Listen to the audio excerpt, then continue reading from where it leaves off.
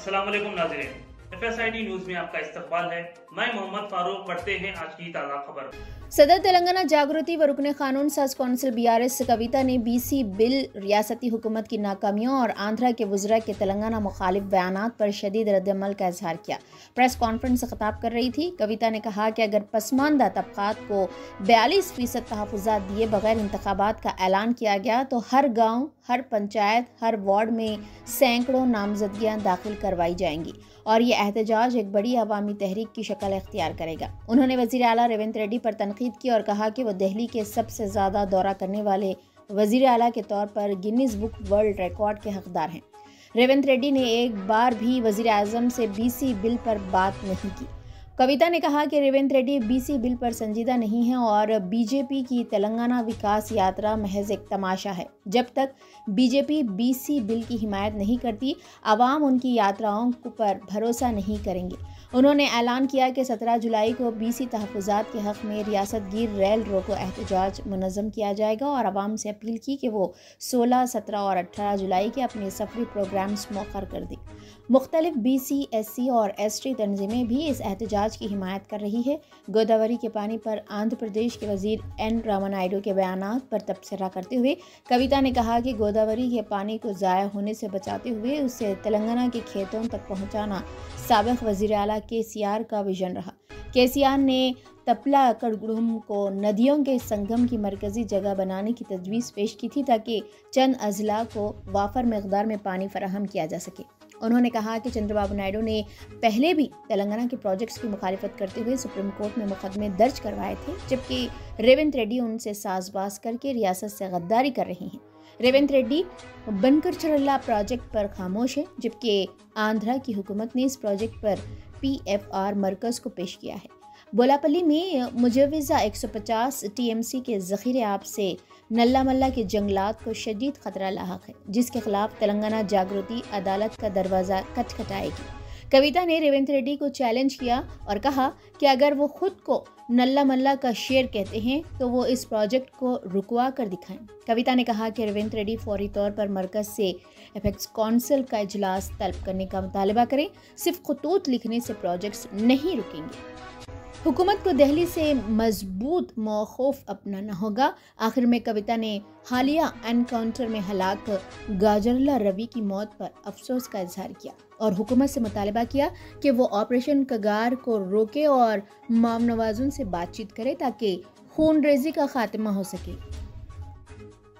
जय तेलंगाना अंदरिकी नमस्कारम। मीडिया मित्रुలందరికీ ప్రత్యేకంగా ధన్యవాదాలు। సమయం తీసుకొని తెలంగాణ జాగృతి ప్రెస్ మీట్కి వచ్చినందుకు ప్రత్యేకంగా ధన్యవాదాలు తెలియజేస్తా ఉన్నాను। ఇవాళ ఎన్కౌంటర్లో మృతి చెందినటువంటి గాజర్ల రవి గారి కుటుంబానికి నేను ప్రగాఢ సంతాపాన్ని తెలియజేస్తా ఉన్నాను। మళ్ళీ ఒక్కసారి ఆపరేషన్ కగార్ ఆపాలని కేంద్ర రాష్ట్ర ప్రభుత్వాలకు ఇద్దరికీ కూడా తెలంగాణ జాగృతి తరఫున విజ్ఞప్తి చేస్తూ ఉన్నాం। ఈ మారణకాండ ఆగాలి, దీనికి ఒక మంచి సొల్యూషన్ని కనుక్కోవాలి, ప్రజాస్వామ్యబద్ధమైనటువంటి ఒక మంచి సొల్యూషన్ కనుక్కోవాలని కూడా నేను ప్రభుత్వాలను రెండింటినీ కూడా డిమాండ్ చేస్తూ ఉన్నాను। అదేవిధంగా నిన్న ఆంధ్ర ప్రాంతానికి సంబంధించినటువంటి ఇరిగేషన్ మంత్రివర్యులు నిమ్మల రామానాయుడు గారు మాట్లాడడం జరిగింది। ఆయన మాట్లాడుతూ చంద్రబాబు నాయుడు గారు చాలా గొప్పవారు, వారిది చాలా పెద్ద మనసు, తెలంగాణలో ఉన్నటువంటి ప్రాజెక్టుల మీద చంద్రబాబు నాయుడు గారికి ఎటువంటి ఇబ్బంది లేదు, బనకచెర్ల ప్రాజెక్టు వల్ల తెలంగాణ ప్రాంతానికి నష్టం లేదు అని పదే పదే నొక్కి చెప్పేటటువంటి ప్రయత్నం వారు చేయడం జరిగింది। ఇవాళ రెండు విషయాలు తెలంగాణ ప్రజలకు ఖచ్చితంగా తెలియాల్సినటువంటి అవసరం ఉన్నది। వారు రామానాయుడు గారు మాట్లాడుతూ ఇంకో మాట కూడా అన్నారు, KCR గారే ఒప్పుకున్నారు గోదావరి నది నీళ్లు ఆంధ్ర గవర్నమెంట్ తీసుకెళ్లడానికని। అయితే వీటన్నిటి మీద తెలంగాణ ప్రజలకు స్పష్టత ఇవ్వాల్సినటువంటి అవసరం ఉందని భావించి ఇవాళ మీడియా సమావేశం ఏర్పాటు చేయడం జరిగింది। ఆనాడు KCR గారు చెప్పింది ఒకటే మాట, వేస్ట్గా సముద్రంలోకి పోతున్నటువంటి నీళ్లు రెండు తెలుగు రాష్ట్రాలు కూడా వాడుకోవాలి, వాటిని మన పొలాలకు మళ్లించుకోవాలని చెప్పింది। కానీ చెప్పేటప్పుడు మనం పెట్టినటువంటి కండిషన్ ఏంటిది, ఖచ్చితంగా నదుల లింకేజ్ అనేటటువంటిది జరిగినప్పుడు గోదావరి నది నుండి నీళ్లు ఇతర నదులకు లింక్ చేసినప్పుడు ఖచ్చితంగా తుపాకులగూడెం మన తెలంగాణ భూభాగంలో ఉన్నటువంటి తుపాకులగూడెం బ్యారేజ్ వద్దనే లింకేజ్ పాయింట్ ఉండాలి. అది కాకుండా వేరే ఏ పాయింట్ ప్రపోజ్ చేసినా మేము ఒప్పుకోము అని కేసీఆర్ గారు చాలా స్పష్టంగా చెప్పినారు. జగన్మోహన్ రెడ్డి గారి ప్రభుత్వంలో కూడా లింకేజ్ పాయింట్ పోలవరం అని చెప్పి వారు చెప్పినప్పుడు ఆ ప్రతిపాదనను తిరస్కరించిండ్రు కేసీఆర్ గారు తప్పితే ఏనాడు కూడా ఆ ప్రతిపాదనను ఒప్పుకోలేదు. ఎందుకంటే గోదావరి నీళ్లు కృష్ణకి ఆ తర్వాత కావేరీకి కలిపేటటువంటి పెన్నాకి అక్కడి నుంచి కావేరీకి కలిపేటటువంటి ప్రతిపాదన ఏదైతే ఉందో అది ఒకవేళ కేసీఆర్ గారు చెప్పినట్టు తుపాకులగూడెం దగ్గర జరిగితే మన వరంగల్కి, మన సూర్యాపేటకి, మన నల్గొండకి, ఖమ్మంలో కొంత భాగానికి, మహబూబాద్ జిల్లాకి, అట్లానే ఇప్పుడు ముఖ్యమంత్రి గారు ప్రాతినిధ్యం వహిస్తున్నటువంటి ఉమ్మడి మహబూబ్నగర్ జిల్లాకి, కంప్లీట్ రంగారెడ్డి జిల్లాకి, ఇప్పుడు మనం మూసీ ప్రక్షాళన కోసం చూసేటటువంటి ప్రాజెక్ట్కి అన్నిటికీ కూడా గోదావరి నీళ్లు మనకు పుష్కలంగా లభించేటటువంటి ఆస్కారం ఉంటుంది. మరి అక్కడ కాదని పోలవరం దగ్గర కనుక ఈ లింకేజ్ పాయింట్ పెట్టుకున్నట్టయితే ఇప్పుడు నేను చెప్పినటువంటి ఈ ప్రాంతాలన్నిటికీ కూడా తరతరాలకు తీరని అన్యాయం జరుగుతుంది. కాబట్టి ఎట్టి పరిస్థితుల్లో గోదావరి నీళ్లను కృష్ణాకి, పెన్నాకి, కావేరికి అనుసంధానం చేసేటటువంటి ప్రాజెక్టు లింకేజ్ పాయింట్ తుపాకులగూడెంలోనే ఉండాలని చెప్పి తెలంగాణ ప్రజలందరి తరఫున కూడా నేను డిమాండ్ చేస్తూ ఉన్నాను.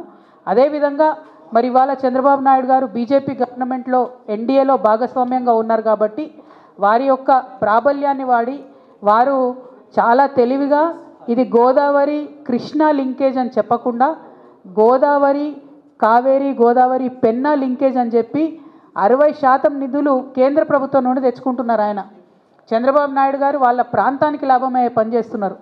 మన రేవంత్ రెడ్డి గారేమో ఫ్లైట్ మోడ్ సీఎంగా ఢిల్లీకి పోవడం రావడం తప్పితే కనీసం మరి కేంద్ర ప్రభుత్వం నుంచి ఎట్లా నిధులు చేపట్టాలి, ఎట్లా తీసుకురావాలి, ఎట్లా తుపాకులగూడెం దగ్గరికి మార్చుకోవాలి ఈ పాయింట్ని అని మాట్లాడతలేరు. ఇంతవరకు ఉత్తమ్ కుమార్ రెడ్డి గారు 1-2 లెక్కలు రాసిండ్రు కానీ ఎందుకు రేవంత్ రెడ్డి గారు మాట్లాడతలేరు? వారికి ఉన్నటువంటి ప్రాబ్లం ఏంటిది? చంద్రబాబు నాయుడు గారితో వారికి ఉన్నటువంటి లాలూచి ఏంది ఖచ్చితంగా చెప్పాలని ఈ సందర్భంగా మేము డిమాండ్ చేస్తూ ఉన్నాం. మొన్న జూన్ 2 నాడు ప్రీ ఫీజిబిలిటీ రిపోర్ట్ అనేటటువంటిది ఆంధ్రప్రదేశ్ ప్రభుత్వం కేంద్రానికి ఇవ్వడం జరిగింది. దాన్ని కేంద్రం ఒప్పుకోవడం కూడా జరిగింది. ఆల్రెడీ మనకు నష్టం జరగడం ప్రారంభమైంది. అయినా కూడా మన రాష్ట్ర ముఖ్యమంత్రి స్పందించకపోవడం నిజంగా దుర్మార్గం. ఇది కేవలం తెలంగాణకు ఆయన చేసేటటువంటి ద్రోహం తప్ప ఇంకోటి కాదని ఈ సందర్భంగా నేను తెలియజేస్తూ ఉన్నాను. అదేవిధంగా చంద్రబాబు నాయుడు గారు మరి తెలంగాణలో కట్టేటటువంటి ప్రాజెక్టులకు వ్యతిరేకం కాదని ఆంధ్ర మంత్రివర్యులు రామానాయుడు గారు చెప్పడం జరిగింది. రామానాయుడు గారికి నేను ప్రత్యేకంగా గుర్తు చేస్తూ ఉన్నాను. మేము తెలంగాణలో పాలమూరు రంగారెడ్డి కట్టుకున్నప్పుడు, కాళేశ్వరం ప్రాజెక్టు కట్టుకున్నప్పుడు మీరు పుంకానుపుంకలుగా ఆనాడు చంద్రబాబు నాయుడు గారు అధికారంలో ఉన్నప్పుడు కేంద్ర ప్రభుత్వానికి లేఖలు రాసిన విషయం రామానాయుడు గారు గుర్తుపెట్టుకోవాలి. మీరు సీనియర్ సభ్యులు, ఇదివరకు కూడా ఎమ్మెల్యేగా ఉన్నటువంటి వారు, మీరు దయచేసి ఆ ఉత్తరాలన్నీ కూడా చూసుకోండి. చంద్రబాబు నాయుడు గారు సుప్రీంకోర్టులో కూడా మాకు వ్యతిరేకంగా కేసు వేసిండ్రు. కొత్త ప్రాజెక్టులు కట్టుకుంటే, కొత్త ప్రాజెక్టులు కాదు పాత చిన్న ప్రాజెక్టులు కల్వకుర్తి, భీమా, నెట్టెంపాడు లాంటి ప్రాజెక్టుల స్కోప్ పెంచుకుంటే కూడా ఆయన సుప్రీంకోర్టులో కేసు వేసిండ్రు. తుమ్మిళ్ళ ప్రాజెక్టు కడుతుంటే కూడా ఆర్డీఎస్ దగ్గర ఇంకేమీ కూడా మీరు ప్రాజెక్టులు చేయొద్దని చెప్పి ఆయన కేసు వేసినటువంటి వ్యక్తి. అదే మీ ఆంధ్రాలో ఉన్న సుంకేష్లను మాత్రం మీరు పెంచుకున్నారు, మా తుమ్మిళ్ళను మీరు పెంచుకోనియలేదన్న విషయం తెలంగాణ ప్రజలు, ముఖ్యంగా మహబూబ్ నగర్ ప్రజలైతే మర్చిపోయే ప్రసక్తే లేదు. మహబూబ్ నగర్ నల్లమల్ల బిడ్డనని చెప్పుకునేటటువంటి ఈ చీఫ్ మినిస్టర్ గారు మరి నల్లమల్ల పులిబిడ్డ అని చెప్తారు. చంద్రబాబు నాయుడు విషయంలో, జల దోపిడీని నివారించే విషయంలో మాత్రం రేవంత్ రెడ్డి గారు పేపర్ టైగర్గా మిగిలిపోయినరని చెప్పి నేను ఈ సందర్భంగా ఆరోపణ చేస్తూ ఉన్నాను. మీరు పులిబిడ్డ కాదు, you are just a paper tiger. మీరు జల దోపిడీ ఆపకపోతే మాత్రం మహబూబ్ నగర్ జిల్లా, తెలంగాణ సమాజం రేవంత్ రెడ్డి గారిని ఎన్నటికీ కూడా క్షమించదు. ఇవాళ ఈ బనకచెర్ల లింకేజ్లో భాగంగా ఆంధ్ర ప్రాంతంలో బొల్లపల్లి అనేటటువంటి ఏరియాలో 150 టీఎంసీలతోని ఒక ఆర్టిఫిషియల్ రిజర్వాయర్ని కడతా ఉన్నారు. దీనివల్ల నల్లమల్ల ఫారెస్ట్ కూడా మునిగిపోతూ ఉన్నది. మరి ఆ ఫారెస్ట్ మునిగిపోకుండా తెలంగాణ జాగృతి ఆధ్వర్యంలో ఖచ్చితంగా మేము కోర్టులను ఆశ్రయిస్తాం. ఎట్టి పరిస్థితుల్లో ఈ బనకచెర్ల లింకేజ్ ప్రాజెక్ట్ని ఆపడానికి మేము శతవిధాలుగా ప్రయత్నిస్తాం. ఇదివరకు తెలంగాణ జాగృతి ఆధ్వర్యంలో ఉమ్మడి ఆంధ్రప్రదేశ్లో పోలవరం మీద కూడా మేము కేసులు వేసి ఆపే ప్రయత్నం చేసినాం. సో అదే ప్రయత్నం ఇప్పుడు ఈ బొల్లపల్లి రిజర్వాయర్ని కూడా ఆపే ప్రయత్నం చేస్తాం. ముఖ్యమంత్రి గారు నేను సవాల్ చేస్తున్నా, మీరు నిజంగా నల్లమల్ల పులిబిడ్డ అయితే ఈ బొల్లపల్లి రిజర్వాయర్ కట్టకుండా అడ్డుకోండి. దానివల్ల నల్లమల్ల ఫారెస్ట్ కూడా మునిగిపోతూ ఉన్నది. మరి ఈ ముఖ్యమంత్రి గారు ఢిల్లీకి వెళ్తున్నటువంటి సందర్భంలో వారు నేను ఇంకొక డిమాండ్ చేస్తూ ఉన్నా, మీరు ఇన్నిసార్లు ఢిల్లీకి వచ్చారు కానీ ఎప్పుడు కూడా నరేంద్ర మోడీ గారిని మీరు బీసీ బిల్లు గురించి అడగలేదు. మీరు రాహుల్ గాంధీ గారు చెప్పారు కాబట్టి నేను బీసీ బిల్లు పెట్టినా అన్నారు, రాహుల్ గాంధీ గారు చెప్పినారు కాబట్టి కులగన్న చేసినా అన్నారు. కానీ మీరెప్పుడు మనస్ఫూర్తిగా మాత్రం బీసీలకు మద్దతు ఇవ్వడం లేదు. ఆ విషయం మీ వైఖరితో స్పష్టమవుతున్నది. నేను రేవంత్ రెడ్డి గారిని డిమాండ్ చేస్తూ ఉన్నా, మీరు ఇవాళ ఢిల్లీకి పోతూ ఉన్నారు, మళ్ళొకసారి హాఫ్ సెంచరీ దాటినట్టుంది, 51సారి కావచ్చు ఇది. మరి ముఖ్యమంత్రి గారికి కంగ్రాచులేషన్స్ కూడా చెప్పాలి. గిన్నిస్ రికార్డు వాళ్ళు వెతుకుతున్నారట రేవంత్ రెడ్డి గారు ఎక్కడ ఉన్నారని. ఢిల్లీకి పోయి వచ్చే ముఖ్యమంత్రులలో గిన్నిస్ రికార్డు కూడా వారికే వచ్చేటట్టుగా నాకు కనిపిస్తూ ఉన్నది. మరి మీ గిన్నిస్ రికార్డు వచ్చినందుకు సంతోషం, కానీ మా బీసీ బిడ్డల బిల్లును మాత్రం మీరు ఢిల్లీకి పోతూ ఉన్నారు, ఖచ్చితంగా తీసుకొని రావాలని చెప్పి మేము డిమాండ్ చేస్తూ ఉన్నాం. ఒకవేళ మీరు బీసీలకు 42% రిజర్వేషన్ ఇవ్వకుండా ఎలక్షన్లకు పోయేటట్టయితే ప్రతి గ్రామంలో ఉన్నటువంటి తెలంగాణలో ఉన్నటువంటి ప్రజాస్వామ్యవాదులందరినీ కూడా మేము రిక్వెస్ట్ చేసి 100ల కొద్దీ నామినేషన్లు వేపిస్తాం. ఎలక్షన్ కమిషన్కు ఎన్నికల ప్రక్రియను మేము అడ్డు తగిలే విధంగా 100ల కొద్దీ నామినేషన్లు ప్రతి వార్డులో ప్రతి పంచాయతీలో కూడా వేపిస్తామని ఈ సందర్భంగా నేను తెలియజేస్తూ ఉన్నాను. అదేవిధంగా బీసీ బిల్లు సాధన కోసం మరి అలా తెలంగాణ వికసిత్ యాత్ర పేరుతో చెప్పి మీటింగులు పెడుతుందట. ఏం వికసిత్ యాత్రనో ఎందుకోసమో నాకు అర్థమైతలేదు. మరి తెలంగాణ సమాజంలో సగం ఉన్నటువంటి బీసీల బిల్లుకు మద్దతు ఇవ్వకుండా మీరు ఎన్ని యాత్రలు పెట్టినా కూడా ప్రజలు మిమ్మల్ని నమ్మరు. కాబట్టి దయచేసి బీజేపీ నాయకత్వాన్ని నేను రిక్వెస్ట్ చేస్తూ ఉన్నాను, ఇవాళ బాల్ మీ కోర్టులో ఉన్నది, మీరు నిర్ణయం తీసుకుంటే 42% రిజర్వేషన్ అమలవుతుంది. ఒకవేళ ఇప్పుడు రిక్వెస్ట్ చేస్తున్నాం కానీ ఆ రిక్వెస్ట్లు మీరు వినకపోతే 17వ తారీఖు జూలై 17వ తారీఖు మాత్రం తెలంగాణ మొత్తం కూడా రైల్వే నెట్వర్క్ స్తంభించే విధంగా రైల్ రోకో చేస్తాం. మేము రైళ్లలో ప్రయాణించే వారందరికీ కూడా రిక్వెస్ట్ చేస్తున్నాం, జూలై 16, 17, 18 మీరు కనుక ప్రయాణాలు పెట్టుకుంటే వాటిని వాయిదా వేసుకోండి. 16వ తారీఖు నుంచి మీరు ఎక్కడి నుంచైనా వస్తే తెలంగాణలో ఇరుక్కుంటారు. మరి 18వ తారీఖు నాడు మీరు ఎక్కడన్నా చేరుకోవాలనుకుంటే కూడా మీకు ఇబ్బంది అవుతుంది. కాబట్టి జూలై 16, 17, 18వ తారీఖు నాడు మాత్రం రైల్వే నెట్వర్క్ అంతా స్తంభిస్తుంది తెలంగాణలో. సో మీరు ఖచ్చితంగా ప్రయాణం వాయిదా వేసుకోవాలని కోరుతున్నాను. People who want to travel through or from Telangana on 16th, 17th, 18th of July through railway network, I request all of you to please kindly postpone your travel plans because Telangana OBC bill is pending at the union government level at Honorable Rashtrapati ji. We are demanding that the BC bill be cleared as soon as possible. To meet that demand, to put pressure on the union government, we are holding a rail roko in Telangana on 17th July. That will inconvenience your travels. So people traveling from and through Telangana in July 16th, 17th, 18th, I sincerely request all of you to postpone your travel plans.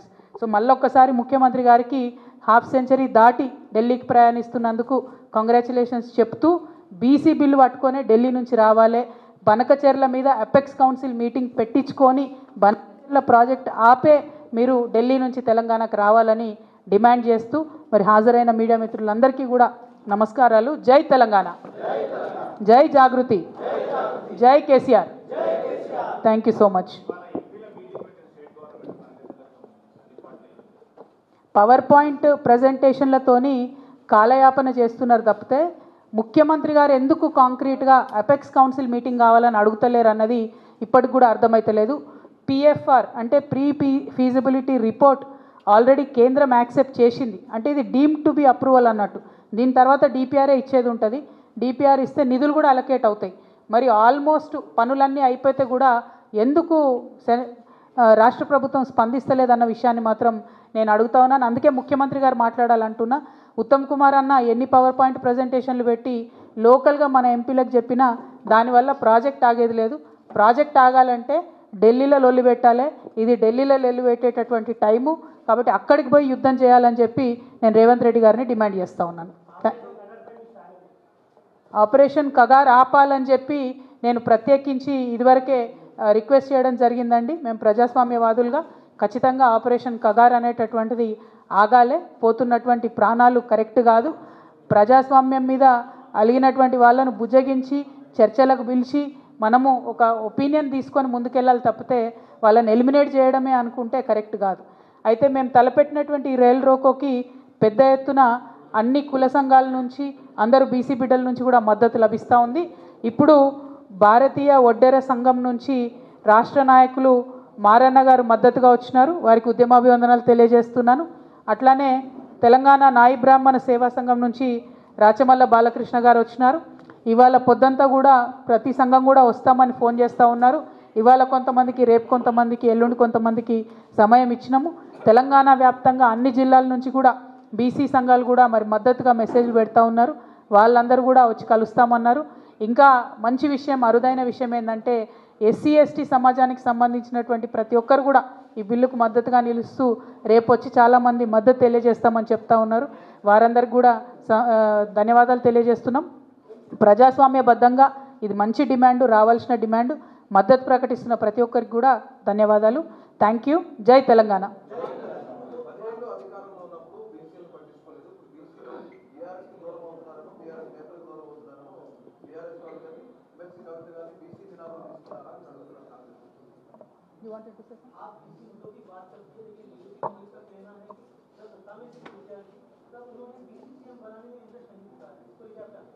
हम एक ही बात कहना चाहेंगे, जब सत्ता में थे केसीआर साहब तेलंगाना नया नया बनाता और जितने भी बीसी इसके बारे में काम कर सके वो सिर्फ और सिर्फ केसीआर साहब ने यहाँ काम किया है।